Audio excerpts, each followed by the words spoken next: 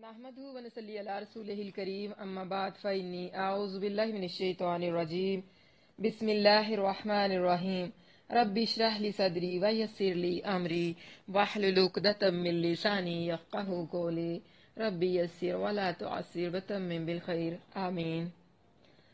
कल हमने जहाँ से एंड की थी अपनी क्लास, आज हम वहीं से शुरू करते हैं। कल हमारे रुकू की एक आयत अभी बाकी थी, 273 to 73।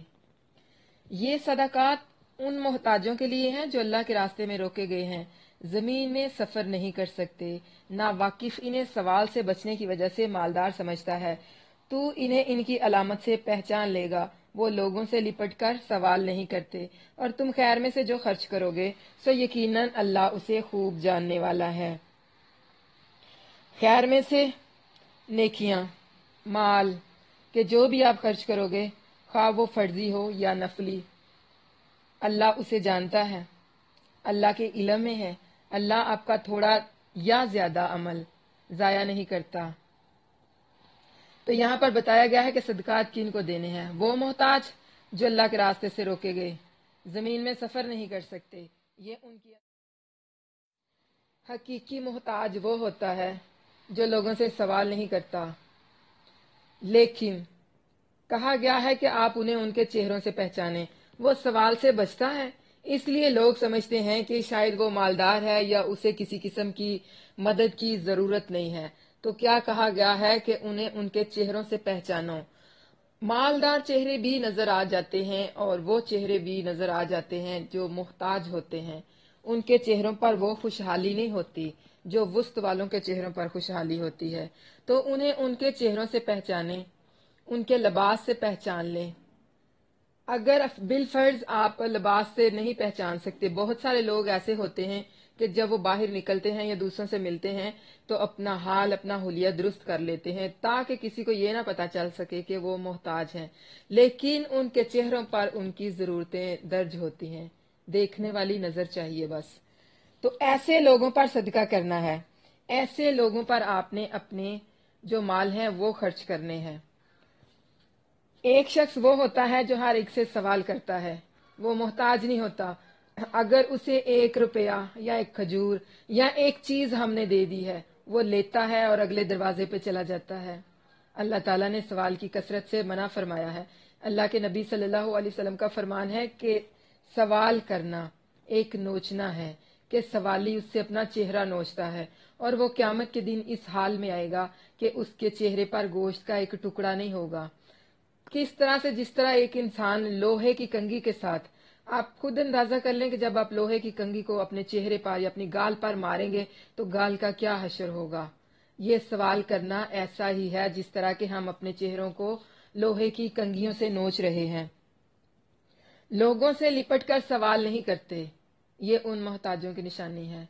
आपने उन्हें किस तरह से पहचानना है, उनके चेहरों से।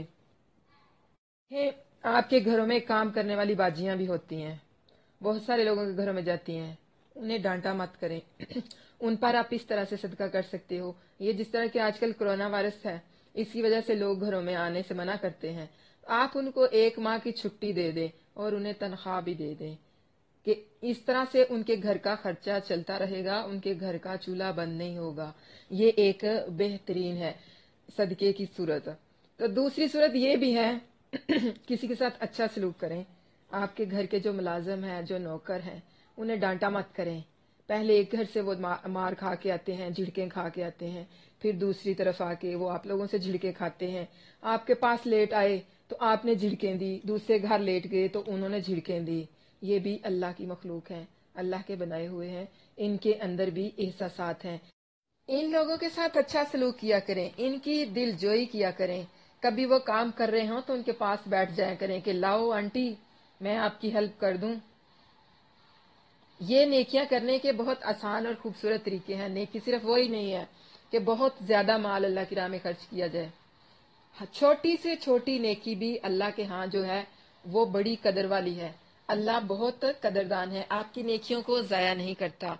तो आपके पास जो भी माल है, जो खर्च करने का सबसे बेहतर जरिया है, सबसे पहले आपकी अपनी फैमिली, उसके बाद आपके करीबी रिश्तेदार, बहन भाई, आपके हमसाए, आपकी बस्ती के लोग, اور پھر دوسرے لوگ بھی، آپ کے گھروں میں کام کرنے والے لوگ، آپ کے بچوں کے اساتذہ، اس طرح بہت سارے لوگ ہیں جو محنت کرتے ہیں، جو سوال بھی نہیں کرتے، ضرورت مند بھی ہوتے ہیں، انہیں ان کے چہروں سے پہچانو اور ان کی مدد کریں۔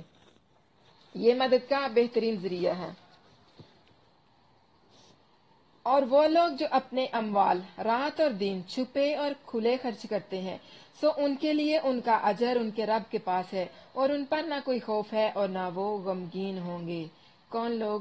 جنہیں اللہ نے دیا ہے اور وہ اللہ کے دیے ہوئے مال میں سے صبح و شام خرچ کرتے ہیں، کبھی علانیہ، کبھی پوشیدہ طور پر۔ کبھی آپ لوگوں میں سے کسی نے پوشیدہ طور پر صدقہ کیا ہے؟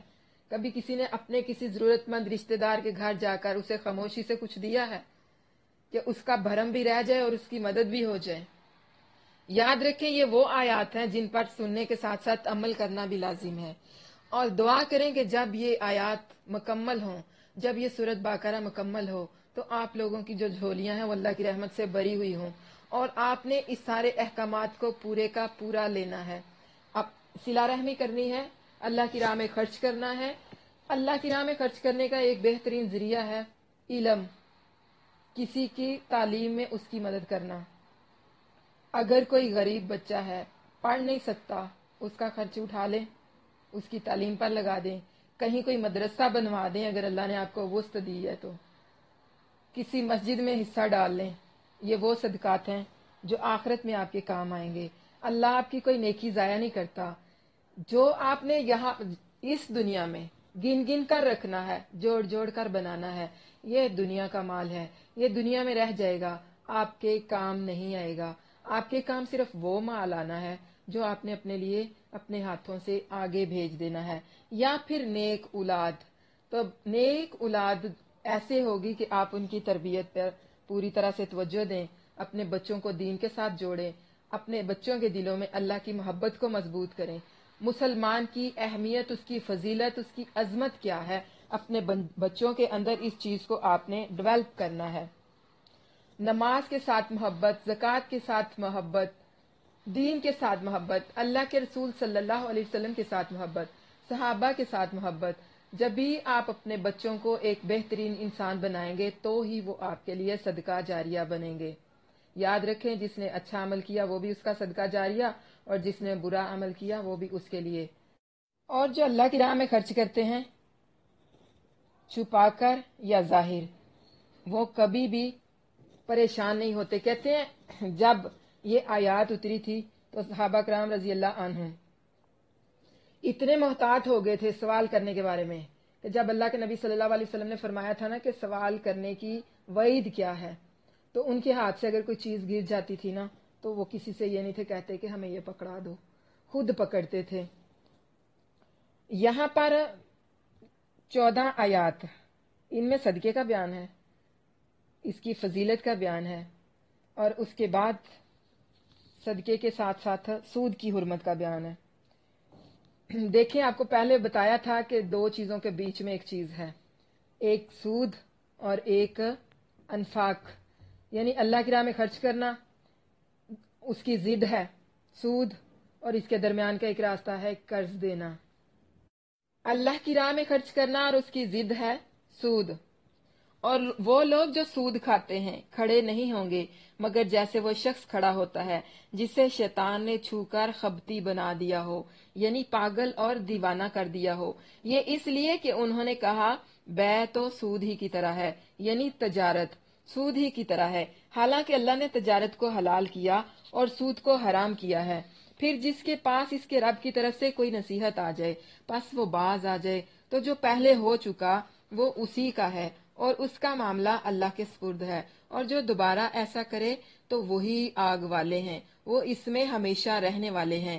اللہ سود کو مٹاتا ہے اور صدقات کو بڑھاتا ہے، اور اللہ کسی ایسے شخص سے محبت نہیں رکھتا جو سخت ناشکرا اور سخت گناہگار ہو۔ بے شک جو لوگ ایمان لائے اور انہوں نے نیک اعمال کیے اور نماز قائم کی اور زکوٰۃ دی، اور ان کا اجر ان کے رب کے پاس ہے، اور ان پر نہ کوئی خوف ہے اور نہ وہ غمگین ہوں گے۔ اے لوگو جو ایمان لائے ہو، اللہ سے ڈرو اور سود میں سے جو باقی ہے اس کو چھوڑ دو، अगर तुम मोमन हो। फिर अगर तुमने ये ना किया तो अल्लाह और उसके रसूल की तरफ से बड़ी जंग के ऐलान से आगाह हो जाओ, और अगर तौबा कर लो तो तुम्हारे लिए तुम्हारे असल माल हैं, न तुम जुल्म करोगे और न तुम पर जुल्म किया जाएगा। और अगर कोई तंगी वाला हो तो उसे आसानी तक मोहलत देना लाजिम है, और ये बात के सदका कर दो, तुम्हारे लिए बेहतर है अगर तुम जानते हो। और उस दिन से डरो जिसमें तुम अल्लाह की तरफ लौटाए जाओगे, फिर हर शख्स को पूरा बदला दिया जाएगा जो उसने कमाया, और उन पर जुल्म नहीं किया जाएगा।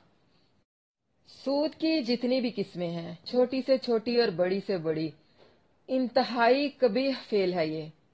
जो शख्स एक दफा सूद में फंस जाता है वो इसकी दलदल से कभी बाहर नहीं निकलता, यानी असल माल से नफा हासिल करना। रिबा का मतलब होता है बढ़ाना। फाइजा अनजलना अलैहिल मा इहताजत वरबत। फिर जब हमने इस पर आसमान से पानी उतारा तो वो लहलहाती है और उबरती है, यानी कर्ज देकर असल माल है जो उससे ज्यादा रकम लेना, उसको कहते हैं रिबा यानी सूद। ये जो मौजूदा बैंकिंग का निजाम है ये सूद है। Saving account PLLS, current account, इसको कहते हैं कि गरचे ये सूद नहीं है, लेकिन करंट अकाउंट में रखा हुआ हमारा जो पैसा है उस पैसे से बैंक अपना बिजनेस करता है, और बैंक का जो बिजनेस है वो सूद पर चलता है। इसलिए डायरेक्ट या इनडायरेक्ट करंट अकाउंट के जरिए भी हम लोग सूद में हिस्सेदार बन जाते हैं।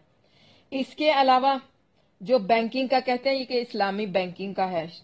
बहुत सारे उलमा फतवा भी देते हैं। मैं तो उन उलमा के बारे में यही कहूंगी कि पेट परस्त हैं, अपने पेटों की खातिर गलत फतवे दे देते हैं। सूद का कोई भी निजाम सूद है, वाजे और साफ, दो टोक के सूद हराम है, इसे हलाल नहीं किया जा सकता, ना किसी हीले से ना किसी बहाने से।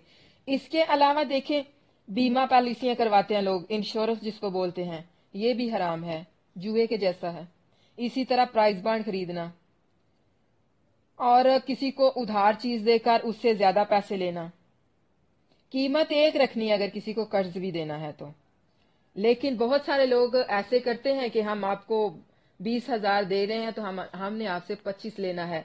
मौजूदा वक्त तक अगर वो 25,000 नहीं लौटा सकते तो उसका 30 बन जाता है, और फिर वो 30 के हिसाब से उससे प्रॉफिट लेते हैं, और इसी तरह वो माल बढ़ता जाता है, सूद दर सूद, और लेने वाला उसकी दलदल में फंसता जाता है ताकि उसके खानदान तक इसमें शुमार हो जाते हैं, वो भी इसकी दलदल में फंस जाते हैं। सूद का सबसे अदना गुना कि इंसान अपनी माँ से जना करे। हराम चीज तो वैसे ही हराम है, और फिर अगर सूद लेने वाला सूद से बाज नहीं आता तो वो अल्लाह ताला से खुली जंग का ऐलान करता है। यानी सूद लेने वाला जो सूदी बंदा है ना, वो अल्लाह ताला के साथ और उसके रसूल के साथ जंग कर रहा है। क्या कोई अल्लाह और उसके रसूल के साथ जंग कर सकता है? ये इंसान पागल है। फिर भी अल्लाह ताला मौका दे रहा है कि अगर तुम बाज आ जाओ तो फिर तुम्हारे असल माल हैं। यानी गुनाह के बाद अगर अल्लाह ने तुम्हें तौबा की तौफीक दे दी है तो आप तौबा कर लो, अल्लाह तौबा कबूल करने वाला है। लेकिन जब आप तौबा कर लेते हो तो तुम्हारे लिए तुम्हारे असल माल हैं, यानी जो तुमने रकम दी हुई है अपनी वो रकम वापस ले लो, और जो सूद की रकम है उसको माफ कर दो। जो पहले ले चुके हो उसका मामला अल्लाह के हवाले है, चाहे तो वो माफ कर दे, चाहे तो जो उसकी मर्जी वो अपनी मर्जी से फैसला फरमाने वाला है। लेकिन अगर इसके बाद भी आप बाज नहीं आते तो फिर अल्लाह के साथ जंग के लिए तैयार हो जाएं। देखें, ना देने वाला जुल्म किया जाए और ना लेने वाला जुल्म किया जाए। इसका मतलब ये है कि अगर किसी ने अपना पैसा या अपनी रकम सूद पर दी हुई है, अगर वो तौबा कर लेता है और वापसी का मुतालबा कर लेता है तो फिर लेने वाले को चाहिए कि उसकी असल जो रकम है वो उसको वापस कर दे, उसमें किसी किस्म की हीलो हुज्जत ना करे, क्योंकि ये उसका हक है और हकदार को उसका हक लौटाना चाहिए। और अगर जो ले रहा है वो अपनी असल रकम ले रहा है, ये उस पर कोई जुल्म नहीं है, और दूसरा बंदा जिससे सूद की रकम लेनी है अगर सूद वसूल करेगा तो ये उस पर जुल्म होगा। तो उसको इस जुल्म से कैसे बचाना है? अपनी असल रकम लेनी है और सूद वापस कर देना है। यानी रकम वाला अपनी रकम ले ले और सूद माफ कर दे, और लेने वाला अपनी कर्ज जो उसने लिया है वो उसका वापस कर दे, ये उसके साथ कोई जुल्म नहीं होगा। यानी इस तरह لینے والا بھی ظلم سے بچ جائے گا اور دینے والا بھی ظلم سے بچ جائے گا۔ تو یہ تو تھا سود، اور اس کے بیچ کا ایک راستہ، پہلے آپ کو انفاق فی سبیل اللہ، اللہ کی راہ میں کس طرح خرچ کرنا ہے وہ بتایا گیا، اب سود کی بات آ گئی ہے، اور ابھی ان کے بیچ کا ایک راستہ ہے قرض دینا۔ دیکھیں، اگر آپ لوگ اپنے کسی بہن بھائی کو قرض دیتے ہو تو اس کا ثواب صدقے سے کہیں زیادہ ہے۔ اگر آپ نے کسی سے پیسہ لینا ہے یا کسی کو قرضہ دیا ہوا ہے تو یاد رکھیں، جب تک وہ بندہ آپ کا قرض واپس نہیں کرتا، وہ آپ کو ہر روز ایک صدقہ کرنے کا ثواب ملے گا۔ قرض کے 2 ثواب اور صدقے کا 1، 2 کس طرح؟ ایک تو صدقے کا اور دوسرا صلہ رحمی کا بھی۔ جب تک قرضدار اپنا قرض واپس نہیں کرتا، رقم والے کو ہر روز اتنے پیسے یا اتنی رقم صدقہ کرنے کا ثواب ملے گا۔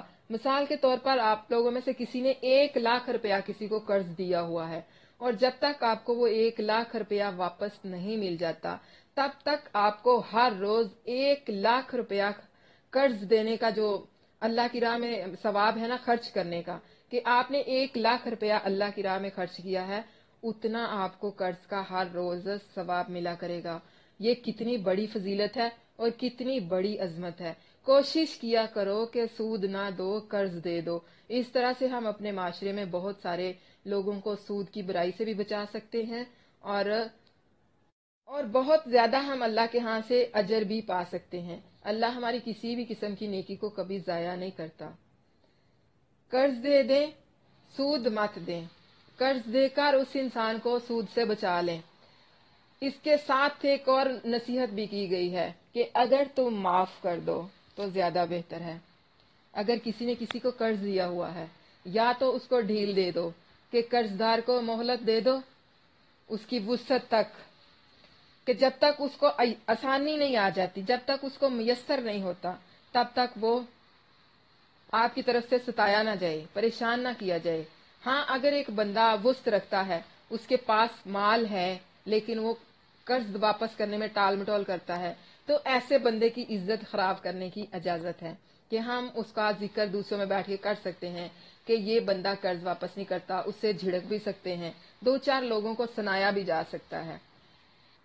اور اگر ایک بندے کے پاس رقم موجود ہی نہیں ہے، وہ تنگ دست ہے، تو ایسے میں اس کو ستانا بہت بڑی زیادتی ہوگی۔ قرضدار کو ڈھیل دے دو اس کی وسعت تک، کہ جب اس کو آسانی ہو تو وہ قرض لوٹا دے، اور اگر ہو سکے تو اس کو معاف کر دو، یہ بہت بڑی بات ہے۔ یعنی یا تو اس کو ڈھیل دے دو یا پھر معاف کر دو اسے، تو معاف کرنا جو ہے وہ بہترین صدقہ ہے۔ ان کنتم تعلمون، اگر تم جانتے ہو۔ واتقوا، اس دن سے ڈرو، کس دن سے؟ روز قیامت سے۔ بڑا ہی سخت دن ہے۔ کیا ثابت ہوا؟ یہ دنیا فانی ہے، اور ایک دن اللہ کے سامنے حاضر ہونا ہے اور اپنے اپنے اعمال کا حساب دینا ہے۔ دیکھیں کیسا خوف محسوس ہوتا ہے۔ کیا خوف محسوس ہوا آپ کو کہ اللہ کی عدالت میں حاضر ہونا ہے؟ اللہ کی عدالت لگی ہوئی ہے، نفسا نفسی کا عالم ہے۔ کیا آپ محسوس کر سکتے ہیں اس دن کو، اس بات کو؟ جب ہم ایک عام سے جج کے پاس، ایک عام سی عدالت میں جاتے ہیں تو ہم کس قدر کانپ رہے ہوتے ہیں کہ نہ جانے اندر ہمارے ساتھ کیا معاملہ پیش آئے گا، نہ جانے جج کیا فیصلہ سنائے گا۔ تو یہ دیکھو کہ جب حقیقی شہنشاہ کی عدالت لگے گی اس دن کیا حال ہوگا۔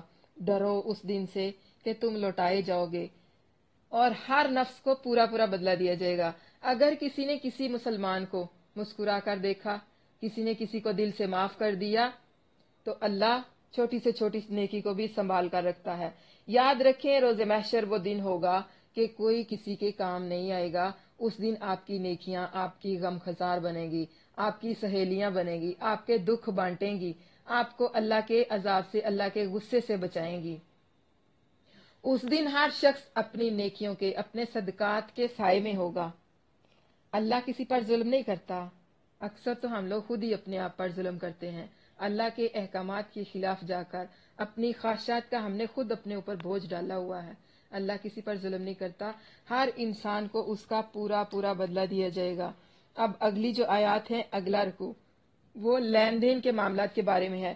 دیکھیے کہ اللہ تعالیٰ کی یہ کتاب کس قدر خوبصورت ہے۔ خرچ کرنے کی ترغیب بھی ہے، سود سے بھی ڈرایا گیا ہے، تجارت میں فائدہ بھی بتایا گیا ہے، کہ तजारत नफा बख्श कारोबार है और उसके साथ साथ माफ करने की भी अहमियत है।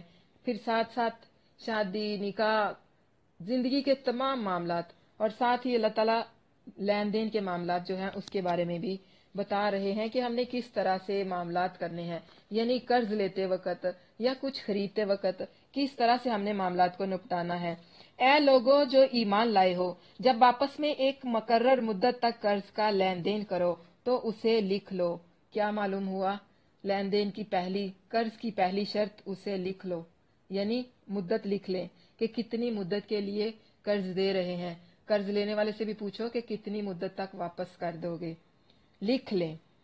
लिखने वाला तुम्हारे दरमियान इंसाफ के साथ लिखे और कोई लिखने वाला इससे इनकार न करे कि लिखे जैसे अल्लाह ने सिखाया है, सो उसे लाजिम है कि लिख दे और वो शख्स लिखवाए जिसके जिम्मे हक यानी कि कर्ज हो और अल्लाह से डरे जो उसका रब है और इसमें से कुछ भी कम न करे। फिर अगर वो शख्स जिसके जिम्मे हक यानी कि कर्ज है बेसमझ या कमजोर है या वो ताकत नहीं रखता कि खुद लिखवाए, तो उसका वली इंसाफ के साथ लिखवा दे और अपने मर्दों में से 2 को गवाह बना लो। फिर अगर 2 मर्द ना हो तो 1 मर्द और 2 औरतें उन लोगों में से जिन्हें तुम गवाहों में से पसंद करते हो, इसलिए कि दोनों में से एक भूल जाए तो उनमें से एक दूसरी को याद दिला दे। देखिए, औरतें मर्दों की निस्बत कमजोर होती हैं, हाफजे में भी और जिस्मानी तौर पर भी। देखिए, अगर किसी एक औरत को कहा जाए कि घर के अंदर से इस फ्रिज को बाहर निकाल दो, वो नहीं कर सकेगी अकेली, और अगर उसके साथ दूसरी औरत मिल जाए तो वो उस चीज को उठा सकते हैं। यानी एक भारी जिम्मेदारी, एक भारी चीज किसी औरत को उठाने के लिए दी जाए तो वो अकेली उसको नहीं उठा सकती। अगर अपने साथ किसी दूसरी को मिला लेगी तो वो उस जिम्मेदारी को आसानी से उठा लेगी। इसीलिए मर्दों की निस्बत औरतों को कमजोर कहा गया है। औरतें 2 और 1 मर्द, यानी 2 औरतों की गवाही 1 मर्द के बराबर है, इसलिए कि औरतें जो हैं वो कमजोर हैं, खता कर सकती हैं। उनमें से अगर कोई एक भूल जाए तो दूसरी उसको याद दिला दे। तो ये शर्त भी लिख लें कि जब लेन देन करना है तो उसको लिख लेना है और उसके साथ क्या करना है, 2 गवाह भी बना लेने हैं। अगर आपको 2 मर्द नहीं मिलते तो 1 मर्द और 2 औरतें ले लें, उन लोगों में से जिन्हें आप पसंद करते हो, जिनके बारे में आपको गुमान है कि ये नेक हैं, हेरा फेरी करने वाले नहीं हैं, झूठ बोलने वाले नहीं हैं। और गवाह जब भी बुलाए जाएं इनकार ना करें। गवाही देने के लिए जब भी गवाहों को बुलाया जाए उनका हक है कि वो आएं और गवाही दें, इनकार ना करें। और उससे मत उकताओ, वो छोटा मामला हो या बड़ा, कि उसे उसकी मुद्दत तक लिखो। यानी लेन देन का कोई भी मामला हो, चाहे लाखों का हो, चाहे 1000-2000 का, तो उसे लिख लो। ये मेरी बात नहीं है, ना ही किसी और की बात। बहुत सारे लोगों को अगर कहा जाए ना कि इसको लिख लें कि कब वापस करना है, तो बुरा मान जाते हैं कि भाई हम पे एतमाद नहीं है, हम पे एतबार नहीं है। ऐसी बात नहीं है। ऐसे लोगों से कहो ये अल्लाह का हुक्म है। अल्लाह कह रहा है कि मामला जो भी करो, चाहे छोटे हों या बड़े, उसे लिख लो। 1 लाख का मामला है तब भी लिखो, 1 करोड़ का मामला है तब भी लिख लो, अगर 100 या 1000 का मामला है उसको भी लिख लो। हाँ, अगर सौदा नगद है। ये काम अल्लाह के नजदीक ज्यादा इंसाफ वाला और शहादत को ज्यादा दुरुस्त रखने वाला है और ज्यादा करीब है कि तुम शक में न पड़ो, मगर ये कि नकद सौदा हो। यानी अगर मामलात आप लोग नगद कर रहे हो, लेन देन करते वक्त 1 हाथ दे और 1 हाथ ले, मतलब नकद सौदा है कि सामान खरीदा है और पैसे उसी वक्त दे दिए हैं, ऐसे में तुम पर कोई गुनाह नहीं। नकद सौदा हो जिसे तुम आपस में लेते देते हो तो फिर तुम पर कोई हर्ज नहीं कि उसे ना लिखो। और जब आपस में खरीदो फरोख्त करो तो गवाह बना लो और न किसी लिखने वाले को तकलीफ दी जाए और न किसी गवाह को। और अगर ऐसा करोगे तो बिलाशुबा ये तुम्हें पाए जाने वाली बहुत बड़ी नाफरमानी है। और अल्लाह से डरो और अल्लाह तुम्हें सिखाता है और अल्लाह हर चीज को खूब जानने वाला है। यानी ये अल्लाह के अहकामात हैं, अल्लाह खूब जानने वाला है। इन चीजों से इनकार कौन करता है? फासिक। अल्लाह से मोहब्बत करने वाला अल्लाह के अहकामात की पैरवी करता है। गवाहों को जब बुलाया जाए वो आए और बिला वजह गवाहों को तकलीफ भी ना दी जाए कि उन्हें वक्तन फवक्तन आप लोग बेआराम करते रहें कि कोई सो रहा है तो उसका जा दरवाजा खटखटाया कि इधर आना जरा। ये बात ऐसे है नहीं, किसी को भी तकलीफ नहीं देनी। ये मामलात अल्लाह ने इसलिए लिखवाए हैं, इसलिए बताए हैं कि आप लोग लिख लो, ना कोई कमी कुताही हो, ना किसी के हक तलफी हो, ना किसी के साथ कोई ज्यादती हो। और इसमें हमारे लिए बहुत बड़ी आसानी भी अल्लाह ने रखी है। मामला किसी भी किस्म का हो, यानी तजारत वगैरह, हर मामले में आपने उसको लिखना है। अगरचे घर के मामलात, लेन देन अक्सर खवातीन भी होती है ना, आपस में भी, रिश्तेदारों में भी लेन देन चलता है, तो खवातीन करें या कोई भी करें तो लिख लिए, ये सबसे बेहतर है। और अगर तुम किसी सफर पर हो और कोई लिखने वाला ना पाओ तो इस ऐसी गिरवी लाजिम है जो कब्जे में ले ली गई हो। फिर अगर तुम में से कोई किसी पर एतबार करे तो जिस पर एतबार किया गया है वो अपनी अमानत अदा करे और अल्लाह से डरे जो उसका रब है, और शहादत मत छुपाओ, और जो इसे छुपाए तो बेशक वो उसका दिल गुनाहगार है, और अल्लाह जो कुछ तुम कर रहे हो इसे खूब जानने वाला है। देखें, अल्लाह से कुछ नहीं छुप सकता, दूसरों से छुपाया जा सकता है। कौन अपने कमरे में बैठकर क्या कर रहा है, कौन अपने मोबाइल पर क्या देख रहा है, हमसे छुपाया जा सकता है, माँ से छुपाया जा सकता है, बहन से छुपाया जा सकता है, हत्ता कि क्लास में बैठे हुए लोग भी एक दूसरे से छुपा सकते हैं। कहते हैं ये बात तुम्हें बताई है, किसी को नहीं बताना, किसी दूसरे को पता ना चले। बहुत सारी ऐसी बातें होती हैं जो हम कहते हैं दूसरों को पता ना चले।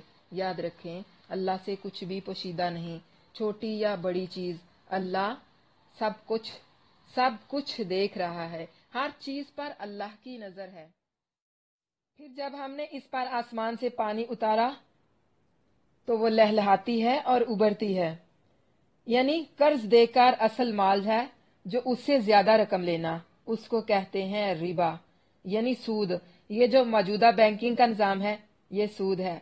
Saving account, PLLS, current account, इसको कहते हैं कि गरचे ये सूद नहीं है, लेकिन करंट अकाउंट में रखा हुआ हमारा जो पैसा है उस पैसे से बैंक अपना बिजनेस करता है, और बैंक का जो बिजनेस है वो सूद पर चलता है।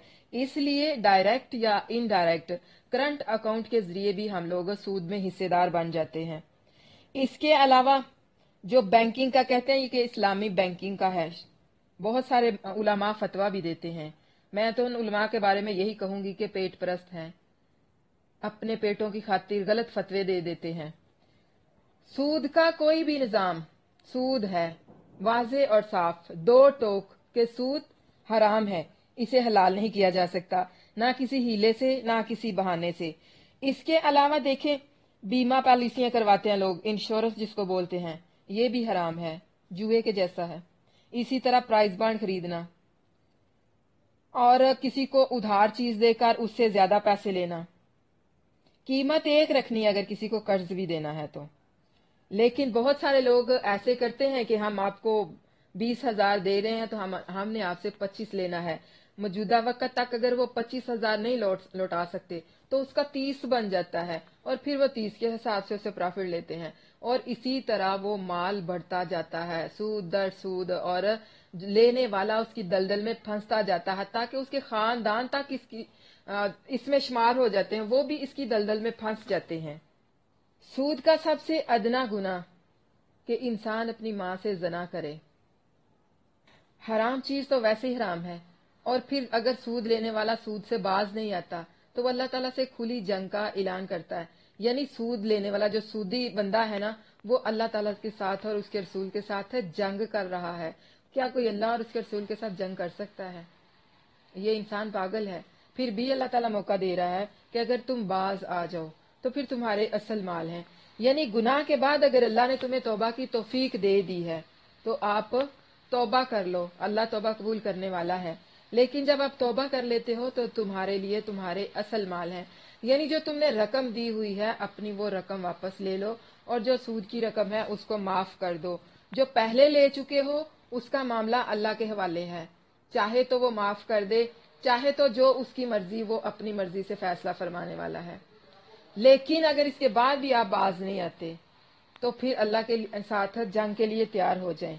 देखें, نہ دینے والا ظلم کیا جائے اور نہ لینے والا ظلم کیا جائے۔ اس کا مطلب یہ ہے کہ اگر کسی نے اپنا پیسہ یا اپنی رقم سود پر دی ہوئی ہے، اگر وہ توبہ کر لیتا ہے اور واپسی کا مطالبہ کر لیتا ہے تو پھر لینے والے کو چاہیے کہ اس کی اصل جو رقم ہے وہ اس کو واپس کر دے، اس میں کسی قسم کی ہیل و حجت نہ کرے، کیونکہ یہ اس کا حق ہے اور حقدار کو اس کا حق لوٹانا چاہیے۔ اور اگر جو لے رہا ہے وہ اپنی اصل رقم لے رہا ہے، یہ اس پر کوئی ظلم نہیں ہے، اور دوسرا بندہ جس سے سود کی رقم لینی ہے، اگر سود وصول کرے گا تو یہ اس پر ظلم ہوگا، تو اس کو اس ظلم سے کیسے بچانا ہے؟ اپنی اصل رقم لینی ہے اور سود واپس کر دینا ہے، یعنی رقم والا اپنی رقم لے لے اور سود معاف کر دے، اور لینے والا اپنی قرض جو اس نے لیا ہے وہ اس کا واپس کر دے، یہ اس کے ساتھ کوئی ظلم نہیں ہوگا۔ یعنی اس طرح لینے والا بھی ظلم سے بچ جائے گا اور دینے والا بھی ظلم سے بچ جائے گا۔ تو یہ تو تھا سود، اور اس کے بیچ کا ایک راستہ، پہلے آپ کو انفاق فی سبیل اللہ، اللہ کی راہ میں کس طرح خرچ کرنا ہے وہ بتایا گیا، اب سود کی بات آ گئی ہے، اور ابھی ان کے بیچ کا ایک راستہ ہے قرض دینا۔ دیکھیں، اگر آپ لوگ اپنے کسی بہن بھائی کو قرض دیتے ہو تو اس کا ثواب صدقے سے کہیں زیادہ ہے۔ اگر آپ نے کسی سے پیسہ لینا ہے یا کسی کو قرضہ دیا ہوا ہے تو یاد رکھیں، جب تک وہ بندہ آپ کا قرض واپس نہیں کرتا، وہ آپ کو ہر روز ایک صدقہ کرنے کا ثواب ملے گا۔ قرض کے 2 ثواب اور صدقے کا 1، 2 کس طرح؟ ایک تو صدقے کا اور دوسرا صلہ رحمی کا بھی۔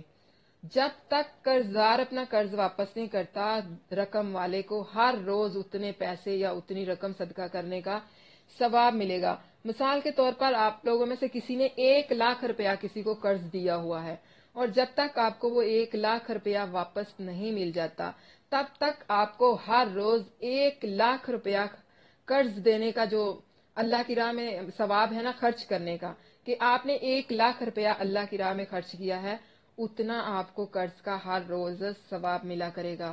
یہ کتنی بڑی فضیلت ہے اور کتنی بڑی عظمت ہے۔ کوشش کیا کرو کہ سود نہ دو، قرض دے دو۔ اس طرح سے ہم اپنے معاشرے میں بہت سارے لوگوں کو سود کی برائی سے بھی بچا سکتے ہیں، اور بہت زیادہ ہم اللہ کے ہاں سے اجر بھی پا سکتے ہیں۔ اللہ ہماری کسی بھی قسم کی نیکی کو کبھی ضائع نہیں کرتا۔ قرض دے دیں، سود مت دیں۔ قرض دے کر اس انسان کو سود سے بچا لیں۔ اس کے ساتھ ایک اور نصیحت بھی کی گئی ہے کہ اگر تم معاف کر دو تو زیادہ بہتر ہے۔ اگر کسی نے کسی کو قرض دیا ہوا ہے، یا تو اس کو ڈھیل دے دو کہ قرضدار کو مہلت دے دو اس کی وسعت تک، کہ جب تک اس کو آسانی نہیں آ جاتی، جب تک اس کو میسر نہیں ہوتا، تب تک وہ آپ کی طرف سے ستایا نہ جائے، پریشان نہ کیا جائے۔ ہاں، اگر ایک بندہ وسط رکھتا ہے، اس کے پاس مال ہے لیکن وہ قرض واپس کرنے میں ٹال مٹول کرتا ہے، تو ایسے بندے کی عزت خراب کرنے کی اجازت ہے، کہ ہم اس کا ذکر دوسروں میں بیٹھ کے کر سکتے ہیں کہ یہ بندہ قرض واپس نہیں کرتا، اس سے جھڑک بھی سکتے ہیں، 2-4 لوگوں کو سنایا بھی جا سکتا ہے۔ اور اگر ایک بندے کے پاس رقم موجود ہی نہیں ہے، وہ تنگ دست ہے، تو ایسے میں اس کو ستانا بہت بڑی زیادتی ہوگی۔ قرضدار کو ڈھیل دے دو اس کی وسعت تک، کہ جب اس کو آسانی ہو تو وہ قرض لوٹا دے، اور اگر ہو سکے تو اس کو معاف کر دو، یہ بہت بڑی بات ہے۔ یعنی یا تو اس کو ڈھیل دے دو یا پھر معاف کر دو اسے، تو معاف کرنا جو ہے وہ بہترین صدقہ ہے۔ ان کنتم تعلمون، اگر تم جانتے ہو۔ واتقو، اس دن سے ڈرو، کس دن سے؟ روز قیامت سے۔ بڑا ہی سخت دن ہے۔ کیا ثابت ہوا؟ یہ دنیا فانی ہے اور ایک دن اللہ کے سامنے حاضر ہونا ہے اور اپنے اپنے اعمال کا حساب دینا ہے۔ دیکھیں کیسا خوف محسوس ہوتا ہے۔ کیا خوف محسوس ہوا آپ کو کہ اللہ کی عدالت میں حاضر ہونا ہے؟ اللہ کی عدالت لگی ہوئی ہے، نفسا نفسی کا عالم ہے۔ کیا آپ محسوس کر سکتے ہیں اس دن کو، اس بات کو؟ جب ہم ایک عام سے جج کے پاس، ایک عام سی عدالت میں جاتے ہیں تو ہم کس قدر کانپ رہے ہوتے ہیں کہ نہ جانے اندر ہمارے ساتھ کیا معاملہ پیش آئے گا، نہ جانے جج کیا فیصلہ سنائے گا۔ تو یہ دیکھو کہ جب حقیقی شہنشاہ کی عدالت لگے گی اس دن کیا حال ہوگا۔ ڈرو اس دن سے کہ تم لوٹائے جاؤ گے اور ہر نفس کو پورا پورا بدلہ دیا جائے گا۔ اگر کسی نے کسی مسلمان کو مسکرا کر دیکھا کسی نے کسی کو دل سے معاف کر دیا تو اللہ چھوٹی سے چھوٹی نیکی کو بھی سنبھال کر رکھتا ہے۔ یاد رکھیں روز محشر وہ دن ہوگا کہ کوئی کسی کے کام نہیں آئے گا۔ اس دن آپ کی نیکیاں آپ کی غم خزار بنے گی، آپ کی سہیلیاں بنے گی، آپ کے دکھ بانٹیں گی، آپ کو اللہ کے عذاب سے، اللہ کے غصے سے بچائیں گی۔ اس دن ہر شخص اپنی نیکیوں کے، اپنے صدقات کے سائے میں ہوگا۔ اللہ کسی پر ظلم نہیں کرتا۔ اکثر تو ہم لوگ خود ہی اپنے آپ پر ظلم کرتے ہیں، اللہ کے احکامات کے خلاف جا کر اپنی خواہشات کا ہم نے خود اپنے اوپر بوجھ ڈالا ہوا ہے۔ اللہ کسی پر ظلم نہیں کرتا، ہر انسان کو اس کا پورا پورا بدلہ دیا جائے گا۔ اب اگلی جو آیات ہیں، اگلا رکوع، وہ لین دین کے معاملات کے بارے میں ہے۔ دیکھیے کہ اللہ تعالیٰ کی یہ کتاب کس قدر خوبصورت ہے۔ خرچ کرنے کی ترغیب بھی ہے، سود سے بھی ڈرایا گیا ہے، تجارت میں فائدہ بھی بتایا گیا ہے کہ تجارت نفع بخش کاروبار ہے، اور اس کے ساتھ ساتھ معاف کرنے کی بھی اہمیت ہے۔ پھر ساتھ ساتھ شادی، نکاح، زندگی کے تمام معاملات، اور ساتھ ہی اللہ تعالیٰ لین دین کے معاملات جو ہیں اس کے بارے میں بھی بتا رہے ہیں کہ ہم نے کس طرح سے معاملات کرنے ہیں، یعنی قرض لیتے وقت یا کچھ خریدتے وقت کس طرح سے ہم نے معاملات کو نپٹانا ہے۔ اے لوگو جو ایمان لائے ہو، جب آپس میں ایک مقرر مدت تک قرض کا لین دین کرو تو اسے لکھ لو۔ کیا معلوم ہوا؟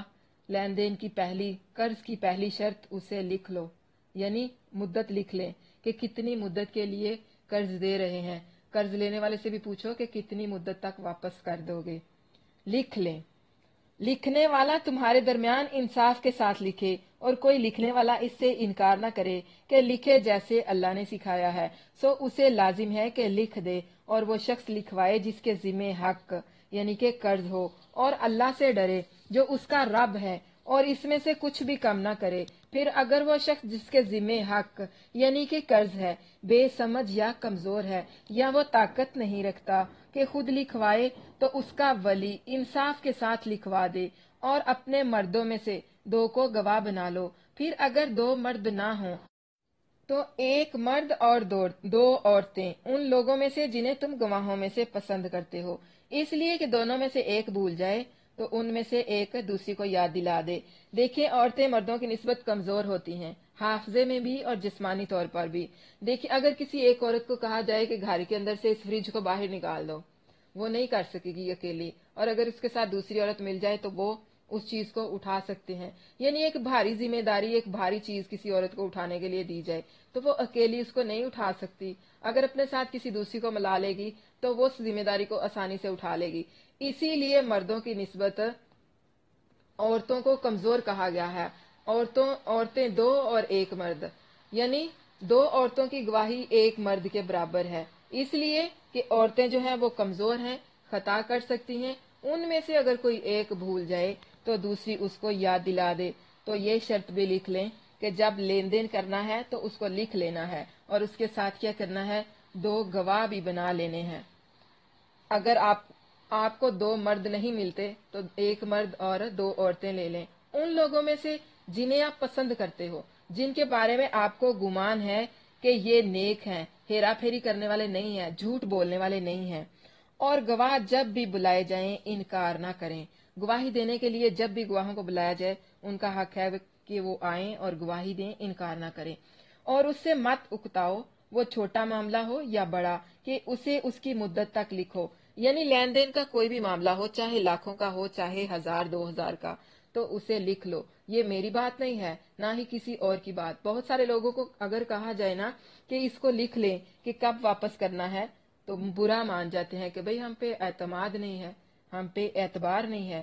ایسی بات نہیں ہے۔ ایسے لوگوں سے کہو یہ اللہ کا حکم ہے، اللہ کہہ رہا ہے کہ معاملات جو بھی کرو چاہے چھوٹے ہوں یا بڑے اسے لکھ لو۔ 1 لاکھ کا معاملہ ہے تب بھی لکھو، 1 کروڑ کا معاملہ ہے تب بھی لکھ لو، اگر 100 یا 1000 کا معاملہ ہے اس کو بھی لکھ لو۔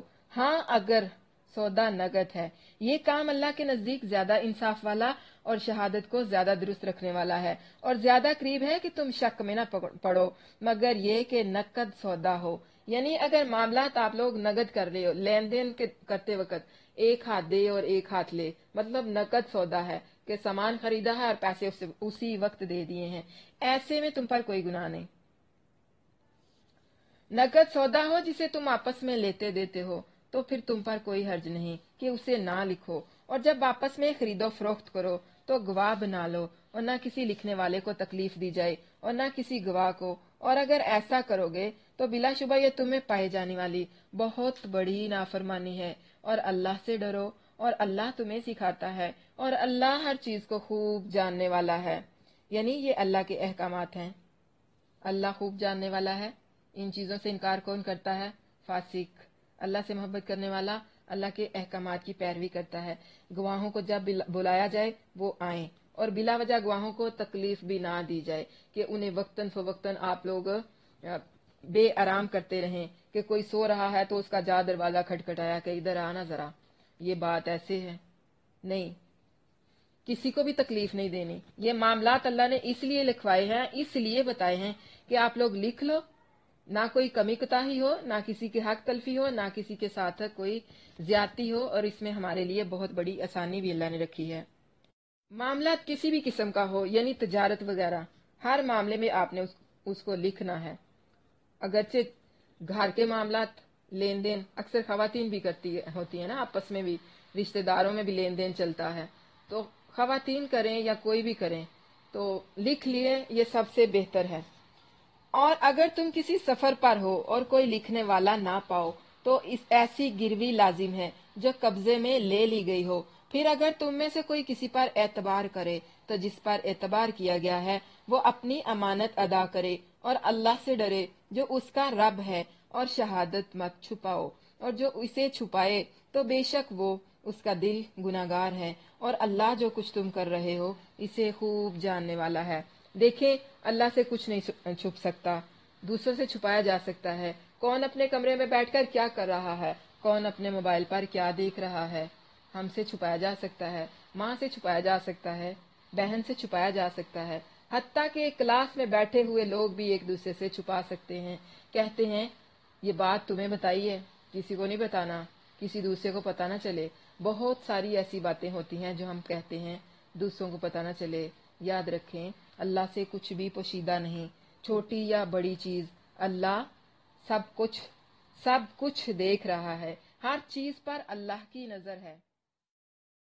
दूसरे पारे के अंदर जो सूरत बकरा में अहकामात थे वो थे किबला की तब्दीली, मुसलमानों की गवाही, वजूबे जन्नत का जरिया, बंदों पर अल्लाह की रहमत और शफकत, किबला इब्राहिमी, नबी सल्लल्लाहु अलैहि वसल्लम की ख्वाहिश, किबला रुख, नमाज से मुतल्लिका मसाइल, नमाज के दौरान नजर का मकाम, इनकार हक और अतायत बातल जुल्म है, कत्मान हक के मुर्तकिब यहूदी उलामा थे, सच्चा किबला कौन सा था, एतराजात यहूद काबिल एतना नहीं, जिक्र अलाही शुक्र के मतरादिफ है, सबर और नमाज मदद मांगने के जरिए हैं, शोहदा को मुर्दाना कहें, मोमन पर आजमाइश जरूर आती है, सबर करने वालों की पहचान क्या है, मुसीबत और तकलीफ की दुआ कौन सी है, सफा और मरवा के तवाफ का तरीका, तवाफ के दरमियान सही कैसे करनी है, कत्मान हक जुर्म अजीम है, कत्मान हक के मुर्तकिब मलऊन है, अबादात का अकेला हकदार अल्लाह है, मजबूत और रोशन दलाइल, अल्लाह से मोहब्बत की बजाय औरों से मोहब्बत करना,